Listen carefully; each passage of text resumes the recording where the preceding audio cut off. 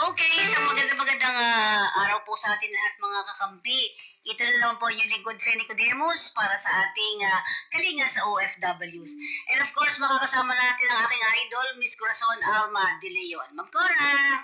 Yan! Yes, salamat. Ma'am, Sana hindi tayo makaproblema sa sa oo nga, sa communication sounds, dahil oo nga. ito ang problema talaga na hindi tayo nasa studio, na kanya lang tayo Oo nga. nag-online lang tayo, pero naniniwala ako na with God's help, Yeah. mapapagpatuloy natin ang programa. Kasi ayoko din mag-miss ng programang Kakampi dahil ito yung alang ang programa na garantisadong makararating sa mga OFW all over the world. Hindi lang dito sa mga nandito, kundi maraming nanonood. Ako minsan sa programa ko, feeling ko, walang masyadong nanonood pag Sabado.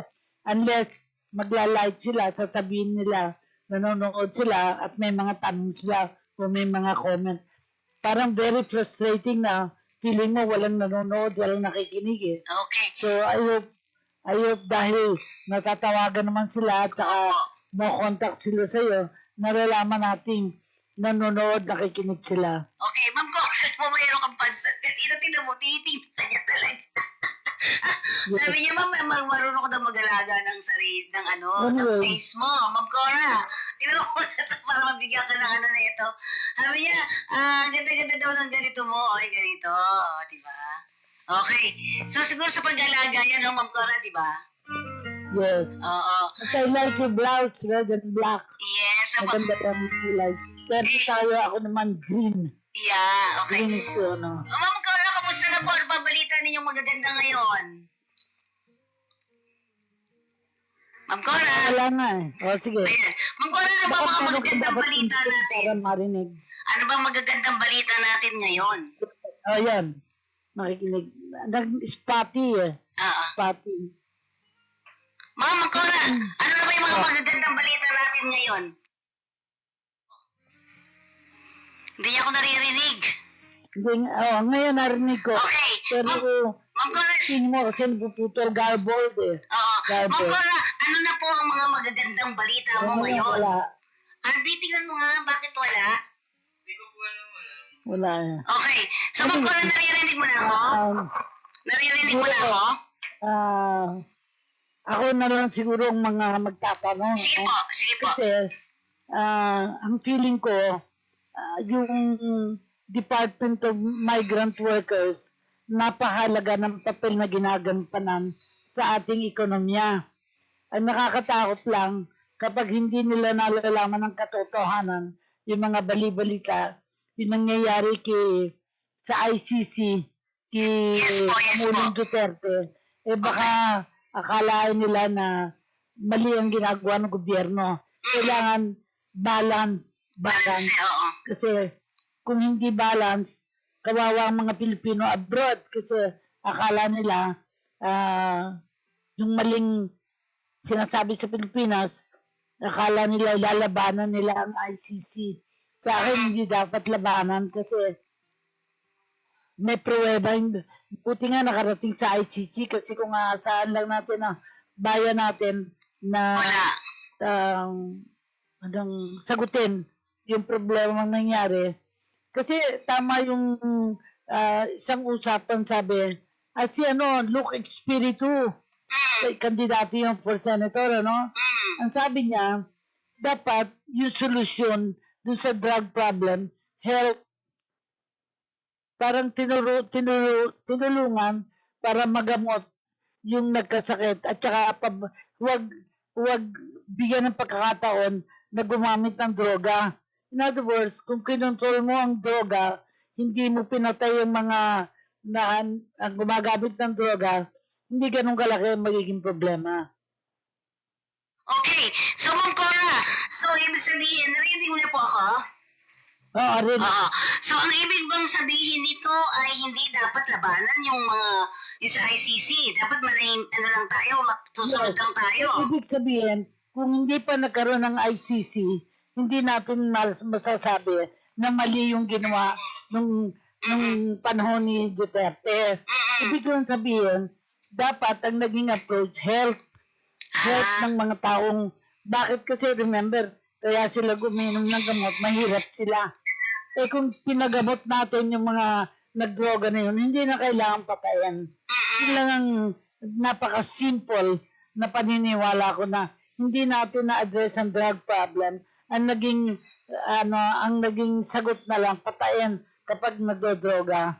Parang ganun ang bottom line na nangyari sa dami ng napatay dahil parang hindi na naging solusyon yung gamutin. Well, hindi na-consider ang health problem. In fact, nagtayo ng isang malaking facility sa Nueva Ecija. Ang laki nun. Hindi naman nagamit. Tama? Kaya sa akin, siguro sa pag-uusap natin ngayon, kung ikaw ay kapamilya nung nagdroga at pinatay, ang naging solusyon pinatay, nawala na ng pagkakataon na matulungan yung pamilya na yon na matigil sa droga. Parang hindi na, matigil sa droga, papatayin mo. Which is not the solution like in Thailand. Eh, malaking problema yung droga sa Thailand. Eh, bakit umunlad sila ng maigi? Sobra, Siguro, dapat pag-aralan. Bakit ganun? Sa mga ibang bansa na may droga, bakit nalutas nila yung droga? So, Ma'am Cora, yan nga, may mga magagandang balita ba tayo? Sige. May mga magagandang balita ba tayo, Ma'am Cora? Hindi ko alam, no? Kasi depende sa anong balita na lalabas. Sa susundan natin yung nire-report. Kasi yung dalawang abogado, si Conti, tsaka yung isa, ay magbibigay ng balita. Pero sa palagay ko, imposibleng makauwi. At ko na pala si Rowena. Si Rowena, magandang araw. Rowena, naririnig mo ako? Bisita natin. Oo. Rowena, naririnig mo ako? Nasaan ka ba ngayon? Nasa Caloocan po ako ngayon. Po. Pero naging OFW ka ba o agency ka ng OFW para sa OFW? OFW po ako, 7 years po sa Macau. Well, maganda ang Macau. Ang lapit Yes, lang po. sa Hong Kong, ang lapit lang sa Pilipinas. Nakarating din ako sa Macau noon. Sarap po ng buhay doon ng mga OFW. Yes. At nagkaroon ng programa doon ng Philippine Red Cross. Yung aming Secretary General si Gwen Pang ang nagsimula ng magkaroon ng programa doon ng Red Cross. At ako naniniwala, katulad mo, na nagtrabaho doon, na ipapaliwanag mo paano maging successful ang isang OFW. Sa akin kasi ang measure ng success, nakapagtrabaho ka abroad, umuwi dito at successful pa rin. Kasi pag umuwi dito at hindi successful, hindi ako naniniwalang naging mabuti ang kalagayan abroad kasi hahanap-hanapin ang pag-abroad dahil ayaw nandito sa Pilipinas. Eh, mali yun. Kailangan kahit na sa kahirapan, mahalin natin ang Pilipinas kasi tayo lang ang makakatulong para sa pag-unlad ng Pilipinas eh. Di ba? So, ikwento mo naman ang karanasan mo. Medyo may problema sa communication sa audio. Pero ikwento mo ng paano ka nakatrabaho sa Macau, ano naging karanasan mo, at ano yung payo mo sa mga taong nais mag-abroad. Pero ang panawagan ko, mag-abroad, okay, magkaroon ng karanasan, pero bumalik dito at tulungan ang ating bayan. Yun ang aking panawagan. Sige, go ahead. Kwentuhan mo kami. Magandang umaga po sa ating lahat. Ano po, tanghali na ba, no? Ako po si Rowena Ocado po, no? Financial advisor po ako ngayon ng International Marketing Group. Dati po tayong OFW, 7 years po sa Macau at inabot tayo ng pandemic doon, no? So, nagsimula po akong nakarating sa Macau. Una, explore kung paanong magtatrabaho sa ibang bansa. Pero, hindi ako dumaan sa tamang proseso. Yung backdoor na sinasabi po nila, no? Nagturista ako papunta sa bansang Hong Kong, tapos tumawid po ako papunta ng Macau. At my own expense, wala po akong agency, no? So, undocumented po ako nung umalis ako. Pero nung dalawang buwan na ako yung naghahanap po ng trabaho doon, nagpa-part-time po tayo, no? Para may kabuhayan man lang kahit pa paano. pa-part-time ako ng manicure, pedicure, massage, ganyan, ginagawa ko po sa gabi. Tapos sa umaga, nag-a-apply ako ng trabaho. Ngayon, naswertehan ko, madami din akong na-try out. Nag-try out ako sa tatlong household, no? Tatlong bahay po, no? Merong Pilipina na may asawang Portuguese, merong pure Chinese, ang mga pinag-try outan ko para as domestic worker, no? Meron namang mag-asawang Chinese na gusto nila akong i-sponsor pero gusto nila akong kunin yung passport ko, hindi ako pumayag. So, ang ginawa ko po, nag-try pa rin ako, naghanap ako, nag-apply pa rin ako. Nag-ano yung aking talampakan, talagang siya, napaltos, buong talampakan sa kakalakad. Kasi sa Macau po, lapit-lapit lamang yung agency. Kung sasakay ka, gagastos ka ng pamasahe. Although mura lang yung pamasahe, mga 3 pesos lang sa Macau, sa pera ng Macau. Pero sayang pa rin. Kaya ang ginagawa namin, sumasabay kami dun sa grupo na nag-a-apply. No, naglalakad kami, papunta doon sa isang ganun, para dadaanan namin lahat ng agency. Tapos kada agency po kasi doon, may tatak-tatak na $5, $10 para makapagkuha ka ng requirements sa kanila. Ngayon, ang ginagawa namin, kakain kami sa mga hotel. Sa mga hotel, yung makikikape ka, makiki-juice. Masarap kasi yung mga kape nila doon eh. Brewed coffee, tapos yung juice nila, fresh orange juice. So, ang sarap ng buhay nung mga nakikikape at nakiki-juice lamang doon, ano? Libre yun? Yung kapong Pilipino natin ang nandoon, namimigay pa ng tinapay, biscuit at hamon. Royal. Tuloy-tuloy yung pag-apply, no, kahit pa paano, may panggastos na, kasi part-time ako sa gabi. Naswertehan ko naman na nakahanap ako ng company, no. Ang problema lang po, yung company na napasukan ko ay hindi siya sumusunod sa labor law. Yes. No, hindi siya sumusunod doon sa labor law kasi marami pong ganong kumpanya na nilalabag nila yun, lalong-lalo na kung pumasok ka ng bansa nila na undocumented. No? Sasamantalayin nila yung pagkakataon na hindi ka nila bibigyan ng Tamang sweldo. ng tamang sweldo at tamang benepisyo. Kasi undocumented ka, hindi ka makakapagreklamo, takot ka eh. Ganun yung ginagawa nila. So, tinuloy ko pa rin, no? Nakahanap ako ng trabaho. Ngayon, nangutang ako dun sa kuwari ko na padalan mo akong pang-placement kasi nakahanap na ako ng trabaho eh. Pinadala naman ako, ang problema, bumaba yung value ng peso. Bumaba yung value ng peso. Pag kuha mo dun sa Western Union, may charge pa. So, doble-doble na yung patong-patong yung utang ko. No, patong-patong yung utang ko nangyari nun. Tapos, di okay na, nagsimula na ako, nagbayad naman ako doon sa placement, tapos hirap naman ako yung sa pagbabayad, no? Pero tuloy-tuloy pa rin yung trabaho, Pag day off ko, nagpa-part-time pa rin ako, ng food spa, massage, tapos nagtitinda ako online. Ganun talaga yung ginawa ko pong diskarte para makasurvive, makabawi doon sa mga ginastos ko. Pero talagang napakahirap po talagang mag-ipon bilang isang OFW. At literal po talaga yung resibo lamang yung naiipon natin pag tayo ay OFW. Ano? Ang ginagawa ko lang nga po niyan, halimbawa, sumweldo ako, papadala ko na yung portion sa Pilipinas, yung pang-allowance ng mga anak ko at ng pamilya ko, no? Pang-allowance, tapos portion doon yung pambayad sa utang. Ganun yung ginagawa ko. At itinitira ko lamang sa sarili ko, $500 every month. So, every day off, $100 yung budget ko. Ganun ang ginagawa ko. Hello po. Hello. Naririnig mo ko?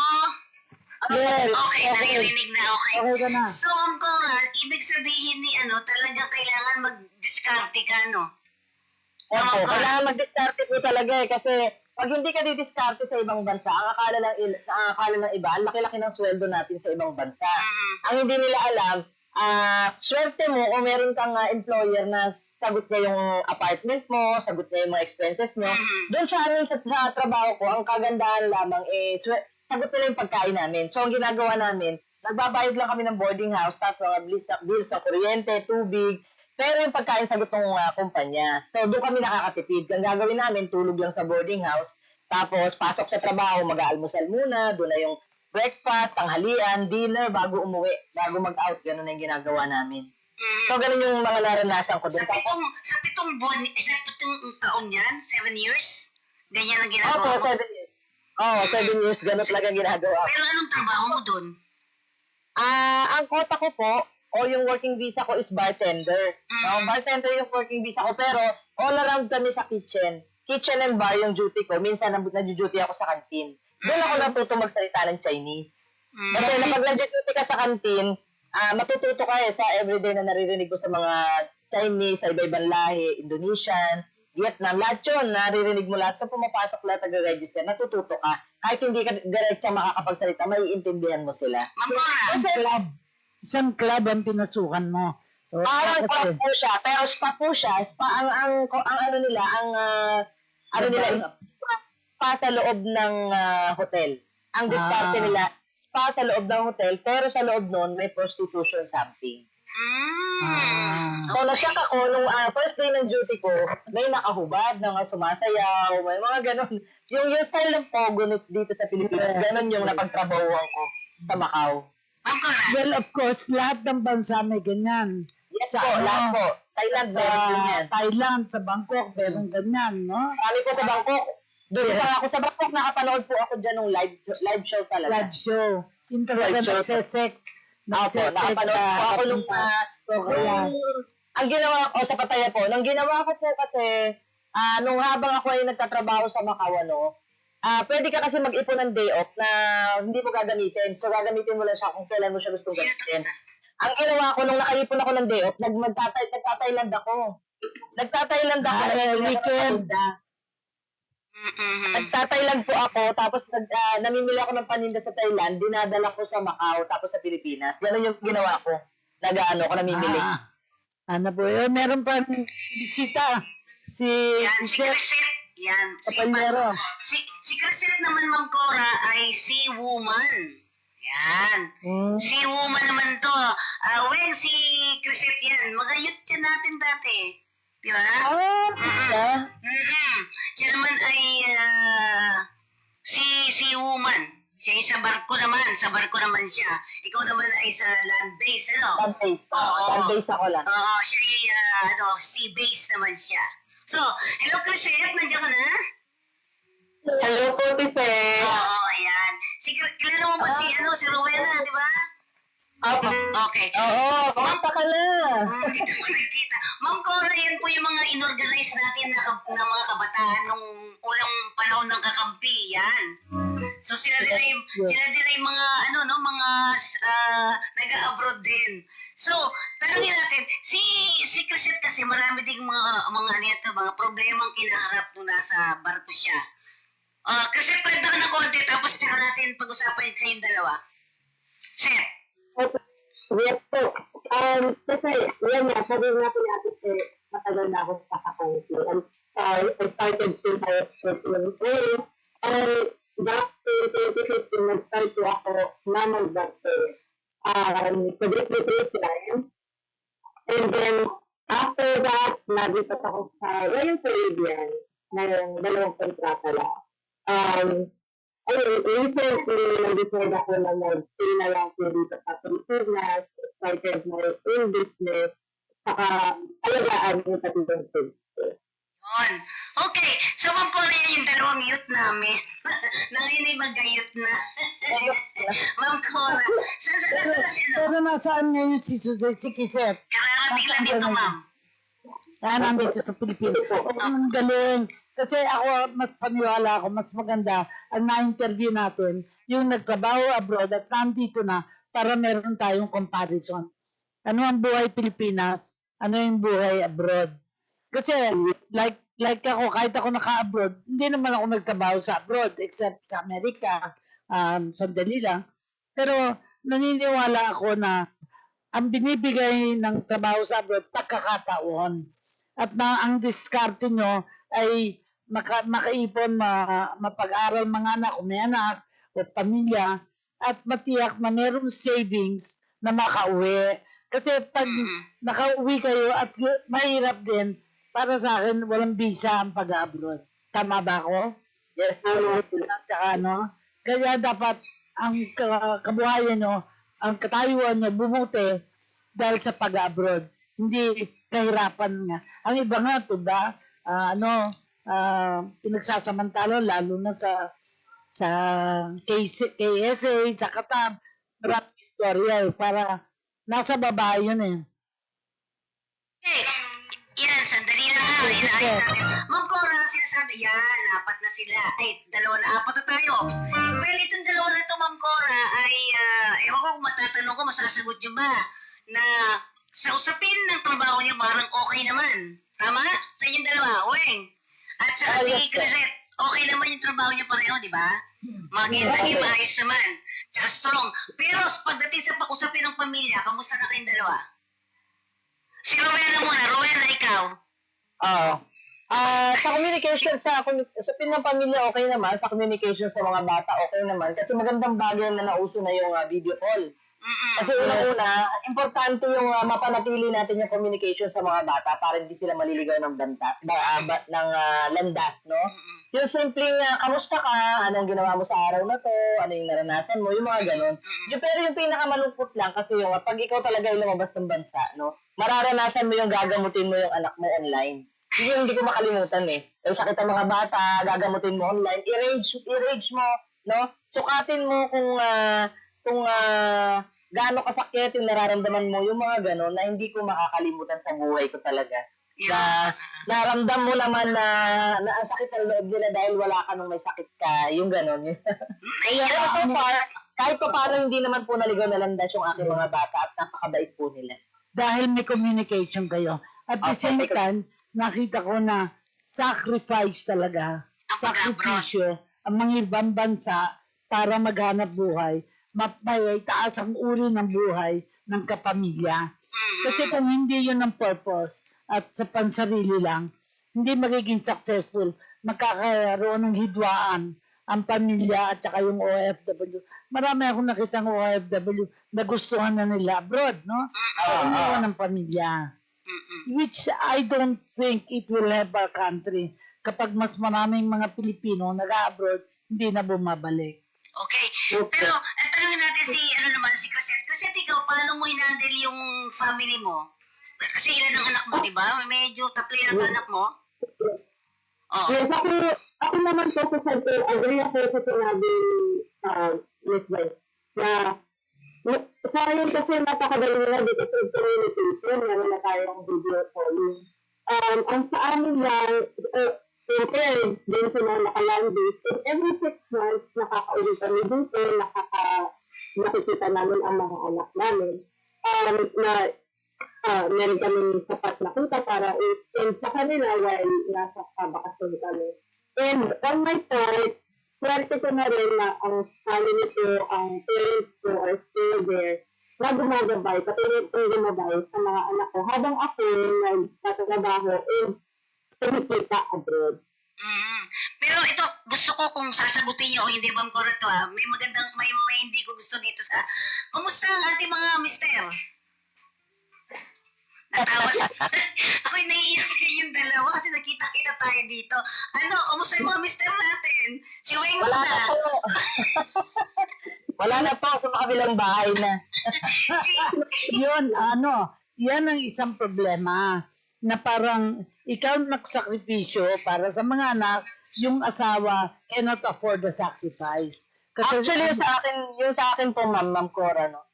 Yung sa akin po ay, kaya ako umalis ng bansa. dahil Para maka-move on, dahil hindi ako maka-move on, iyak ako ng iyak that time, yung mga ganon. Para mairaos ko yung para sa amin mag-iina. Kasi hindi pwedeng ganon hindi pwedeng nagkasira kayo, hindi pwedeng iniwan ka, tapos hindi ka gagawa ng paraan. Kailangan mo kumilos, no, para ma-save po.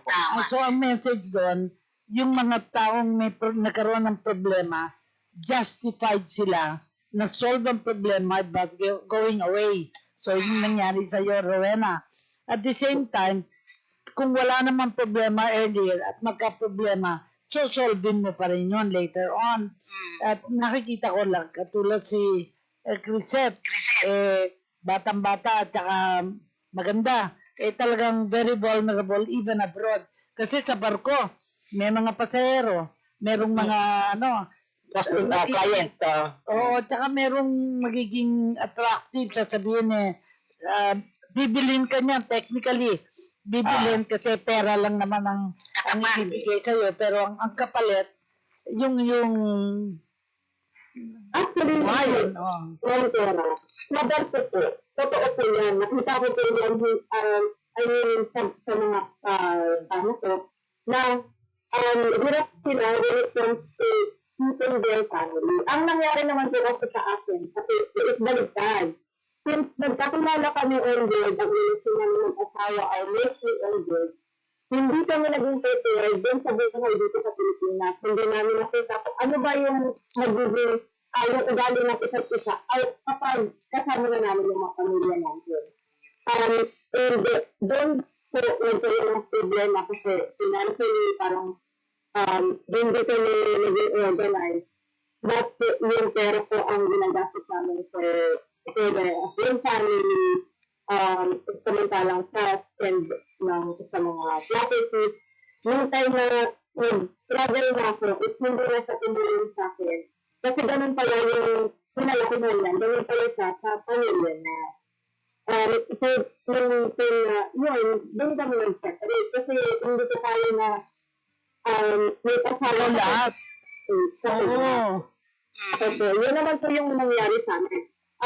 Sa sinasabi niyo po na totoo na sa bato, ang communication sa mga babae ay mababa, mabilis. Pero nag-aano lang din po yun eh.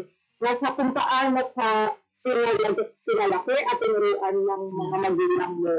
Ang comment ko din yan, nangyayari lang kahit sino, kahit professional, na mag-abroad ka, akala kahit may asawa ka, wala kang asawa, titingnan ka kung papayag ka. Ang iba, pumapayag. Ako, at the same time, naniniwala ko, nasa sa akin yun eh. Kung papayag ako, hindi ako papayag. Pero, tanggapin mo yung imbitasyon, tanggapin mo. Walang problema doon. Nasa sayo ang magiging kapalaran mo. I'm sure kay Rowena, ang decision niya na mag-abroad, earlier on, nakita niyang wala siyang maasahan sa asawa niya. At tama, ako masasabi kong tama yung ginawa mo. Sapagkat walang mangyayari sa'yo kapag nganga ka lang sa kanya at mag-aaway lang kayo. Puro iyak na lang gagawin mo. Ang nagagawa ng iyak, lumilinis ang mata mo. Dahil nakikita mo yung katotohanan, di ba? Pero ang sakit sa puso at baka pwede pang magkasakit kayo dahil kaiyak mo, nagkasakit ka na, di ba? Actually, may naging epekto yan kasi nung time na pangyayari na gano'n, kasi umalis na nga ako, parang some memories ng aking mga nawala. So, kinonsult ko yan doon sa psychologist or sa iba pang mga specialist na ganyan. Ano daw po yun, parang part of, hindi ko maalala kung trauma or depression or whatever, Yes. na napakabigat nung dumating sa akin na sitwasyon na parang dahil sa kagustuhan kong malimutan na lang o maibsan yung sakit, yung part na yun is parang nawala. Yes. Hindi ko maalala, marami akong hindi maalala. Honestly po, marami akong hindi maalala. Kasi sa totoo lang, nais mong makalimot eh. Bakit mo aalalahanin pa yun eh? Masakit yun sa isipan at saka sa puso. Ako bilang social worker, naunawaan ko yun, lalo na sa kaya marami tayong single parent eh. Nung araw, o solo parent, nung araw wala naman yan eh. Dahil mag-asawa, naghiwalay, pero hindi nagiging issue na ako solo parent. Ngayon binabandilyo pa eh. So ay solo parent ako, single parent ako, etc. Pero yung katulad naman kay Chrisette, tama di siya. One-sided eh. Ang mangyayari siyang gastos lahat. May pamilya din yung lalaki na boyfriend mo? Hindi. Hindi po, wala po. Nag-asawa po kami na, pinasay po kami. Pero yun nga, di ba nag-pandemic po. Doon ako nag-start sa kakuhan kasi ako na yung ginagastos lahat. And then, nandun yung kontrata ko po, pinulit namin na magkasama. Ang nangyayari kasi parang sa akin is hindi lang ako nag-demand financially. Yung emotional distress na naranasan ko paano, hindi ko na magkasama. Ako yung sinususi niya. Parang wala naman, parang lahat. Sisihin ka niya, ikaw nga ang may trabaho. Ikaw nga yung naghahanap buhay. Siya hanap patay. Hindi, si Sarah din po sa kasama ko po kayo niya lang. Sa financial namin, sa yung Sa pamilya niya. Sa property po. Nagbabayad ng property. Pero Okay. sa health na kailangan ko for the family, lalo na yung nawalan na siya ng trabaho, bumaba yung full time. ako na lahat. Ako na yung bumuhos lahat. Kasi, Pero kasama is emotional distress. kasi nangyayari yon kung ikaw ang matatag, no? Sa hanap buhay, hindi ka nawawalan ng trabaho. Kayo, si Rowena hindi mawawalan ng trabaho kasi Oo. nagdidiskarte siya. So, Madiskarte. itong si lalaki, kahit kasama mo at nakatanga lang naman na taga-antay ng tagadala sa kanya, it should not go on. Para sa akin yung advice ko, walang kwenta yung ganong relasyon. Of course, sasabihin, kaya mo lang sinasabi yun dahil wala kang asawa. Kaya nga, kailangan maunawaan, kaming mga walang asawa, magpapaliwanag at sana nalalaman namin na nangyayari sa mga may asawa na hindi nagiging kanais-nais sa buhay. Buti nga, huwag kayong magkaroon ng mental problem na baka nabaliw ka na, nagpakamatay ka na dahil sa sama ng loob. Yun ang ayaw nating mangyari. Kaya ang programang ito, sabi nga ni Fe, kung may naapi, may kakampi.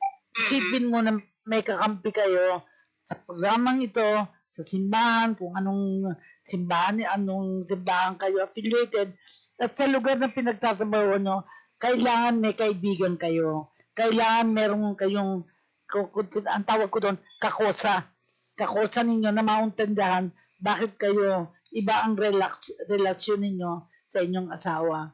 Kahit ako walang asawa, baliktad nga Ako nagpapaliwanag ano ang dapat na gagawin nyo to protect yourself kasi kung kayo ang mahihirapan, it is not tama yung ginawa mo na naghiwalay ka na lang kasi aantayin mo baka maubos ang pera mo na nagkasakit ka pa at namatay ka pa. Siya sitting pretty kasi may pera na siya. So, ang tanong natin ngayon dito, ano pinagkakabisihan? Kunyari, ito si Rowena muna tanongin natin. Miss Rowena, ikaw, ano ang pinagkakabisihan mo ngayon? May trabaho ka ba dito sa Pilipinas ngayon? Ay, sa ngayon po wala po. Simula nung bumalik kasi ako, no? Simula nung bumalik ako ng 2021, may mga tinulungan ako mga OFW, mga grupo, mga gano'n, no? May mga tinulungan tayo. Tapos, finally decided na maging full-time entrepreneur po ako. No? This January po. This January. Nag-ano ako ngayon, nagsishare ako ng financial literacy sa mga kapwa OFW. Swerte naman na nagkaroon po akong pwesto dito sa DMW, yung bazaar po nila.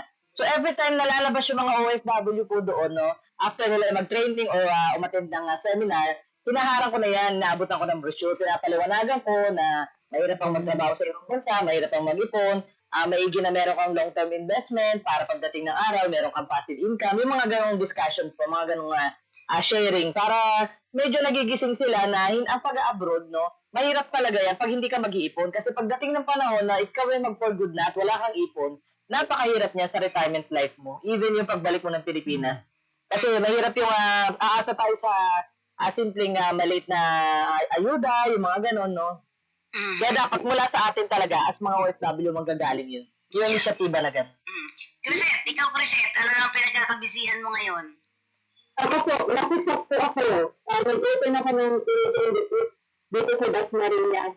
And ito yung pinag-kakabisihan ko sa ngayon. Aside from that, tinutulong din po ako sa group na tutorers dahil sa current issue ng Magna Carta.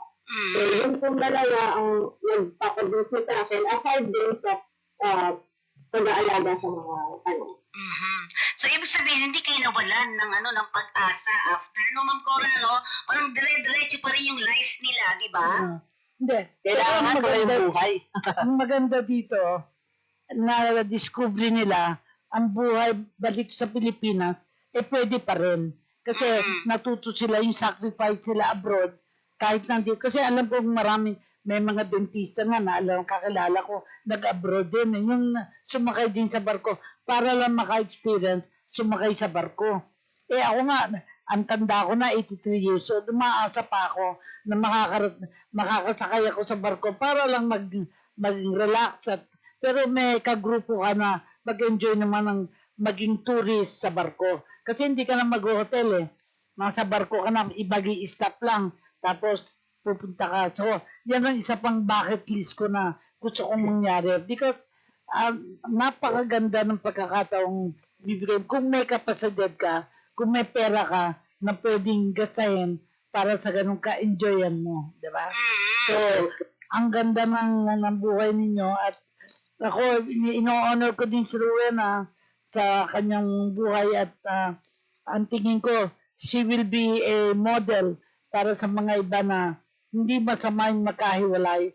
Basta wag lang masira ang pamilya dahil sa hiwalayan, di ba? Hindi, buo pa din ang pamilya dahil ang iniintindi mo, mga anak mo.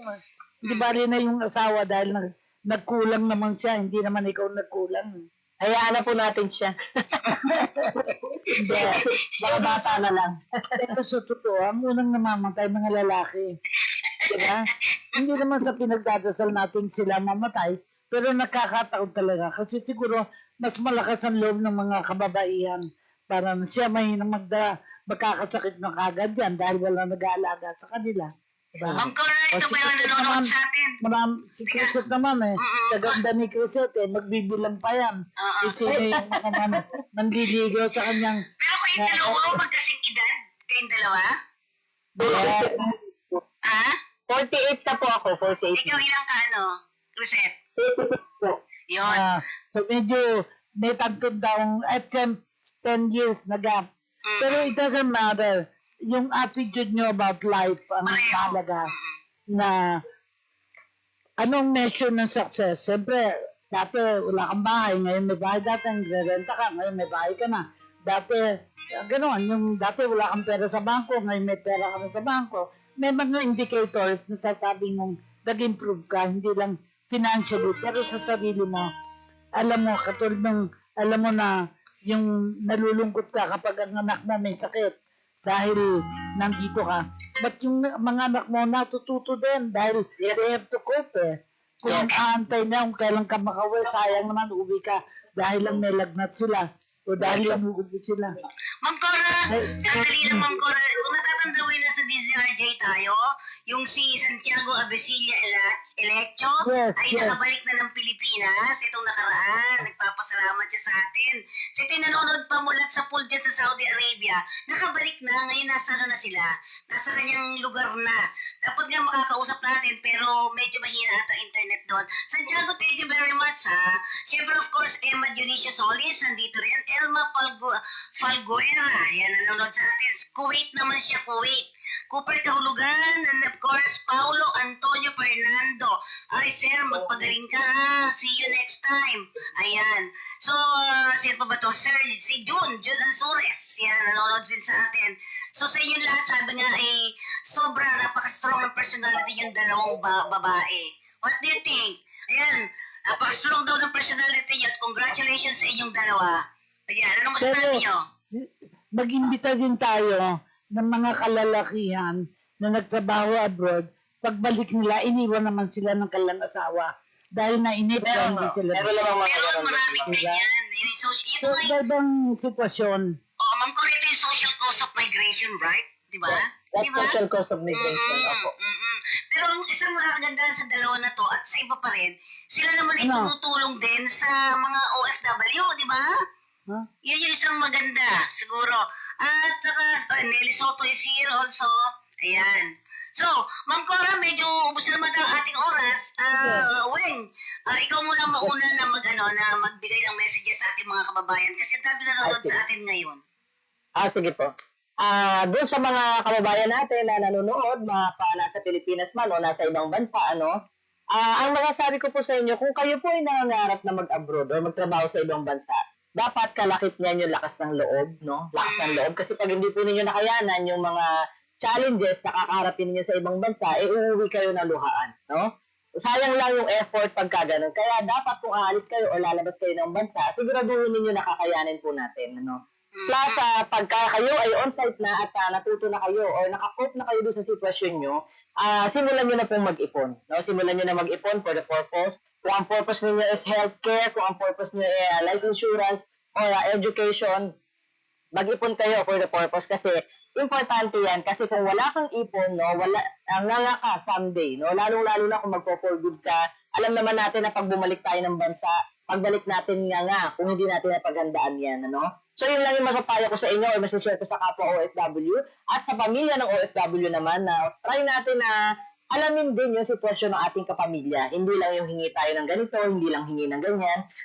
I-develop natin yung pagyamanin natin, yung perang kanilang pinaghihirapan. No? Tulungan natin sila para sila naman ay makauwi na agad nang hindi na sila magtagal sa ibang bansa. Yun lang po. Maraming salamat po. Okay, si Crisette. Wait, so sa akin naman, dun sa mga nangangarap ng mag-abroad, prepare yourself. Mahirap ang buhay na mag-isa sa abroad. Kagayat kung titingnan natin, napakasarap, napakasaya para sa iba, pero mahirap lang sure. Kaya bago mo kasutin ang buhay abroad, isipin nyo muna, prepared ba kayo?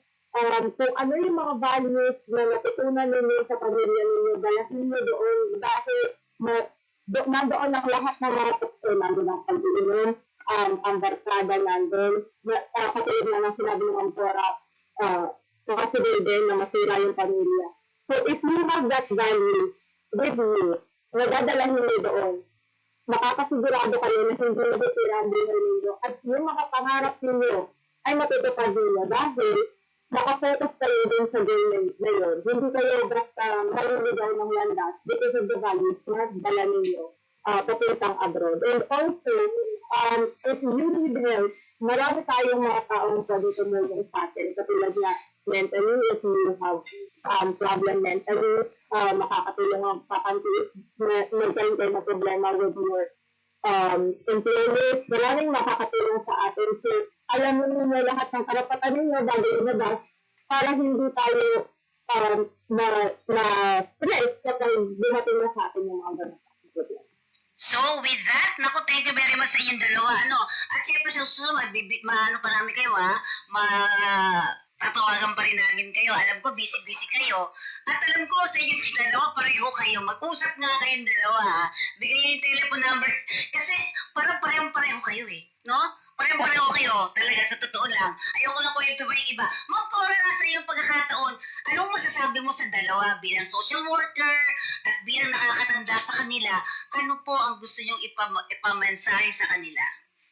Well, unang-una, kahanga-hanga, at sana, hindi lang sabi ko nga, ngayon kababaihan, susunod kalalakihan, susunod mga anak, natin natin ma-interview. Para buong-buo ang ating karanasan, through them, malalaman natin ano naging istorya nila. At sana, yung mga istorya na yan, gawin natin libro na kung may naapi, may kakampi. At ang mag-istorya niyan, yung mga lahat ng na-interview natin.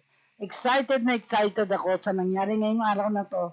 At tumaas ako, lalo pa natin mapapaganda ang programa dahil maraming makakaalam tungkol sa pangyayari sa inyo at yung success sa akin kailangan tagumpay Ayoko ng iyakan blues. Mas gusto ko yung tagumpay na nangyayari. Ako batang naiyak Kasi alam ko istorya ng dalawang batang ito di ba? Pero ako alam mo ang napansin ko sa kanila, nagbago na sila. Dati mga mga pagkain lang ang alam, bibili ng chichirya, yung mga ganun dati Ngayon, nagulat ako sa pagsasabi nila ng mga ganito.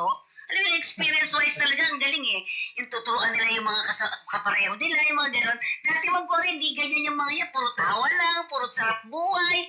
Kaya parang, naiiba yung, yung nararamdaman ko. Dahil nagbago sila. Parang nag-mature ba, Cora?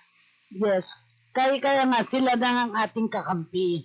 Dahil sila magpapaliwanag, ano nangyari sa kanila, bakit nila naibsan ng kahirapan, at bakit maganda ang magiging buhay. Kailangan natin magandang buhay. Yan. At syempre sabi nga may mga nanonood naman sa atin, puro lalaki naman yung nanonood. Sabi nila, congratulations daw sa dalawa na ito. Kasi siya, Cora, sa susunod-sunod, yung mga naiwan naman ng mga misis dito yung mga naiwan naman ng mga lalaki. Mga misis ang naiwan dito, pag-uusapan natin yan. Mga anak. Yes. Mga anak, mga lola, imbitahin natin para kumpleto ang pamilya. Yes. Maraming salamat sa inyong dalawa, Miss Crisette and Miss Rowena. Alam ko marami pa rin pag-uusapan. Pero kayong dalawa mag-usap, magkwentuhan kayo pa rin kung paano. Kasi pareho kayo may business di ba? So, with that, Cora, alam mo pareho silang may business Ako hingin ko ang kanilang number. Yes. Kasi ako may radio program din.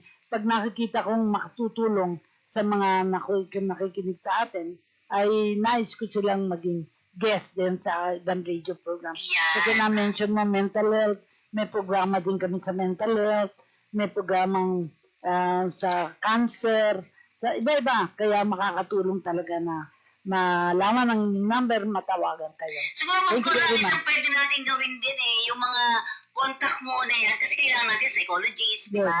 Kailangan natin yung mga iba pang mga personalidad sa mga Tumawag OFW. lang dahil meron tayong psychologist, natutulong, maraming pagkakataon na pwede natin. At may radio program din tayo. Bago ang lahat, mamamayan muna, magiging resource person din sila. Yan. Matuto ang mga tao sa kanilang pinagdaanan at magiging makabuluhan ang buhay nila. At isang maganda pa, dahil ikaw, Ma'am Cora, ay nasa mga iba't ibang schools. Baka pwedeng pagsalitain natin sila sa mga schools, di ba? Sa mga Yes, susunod yes. yun, oo. Magkaroon tayo ng mga, Resource person. oo, para doon sa kanilang mga, yun mo yung mga gagraduate sana, di ba? Kailangan mapaalam natin sa kanila. Oo, sa pag-abroad, mahirap ha, di ba yung mga ganong Yes. klase. So with that, Ma'am Cora, maraming salamat, Miss Crisette and Miss Rowena, sa inyong pagpunta dito sa amin. Alam kong busy-busy kayo, pero pinarulakan nyo kami dalawa ni Ma'am Cora. Maraming pong salamat sa inyo. At siyempre, Ma'am Cora, huling hirit natin sa ating mga kababayan.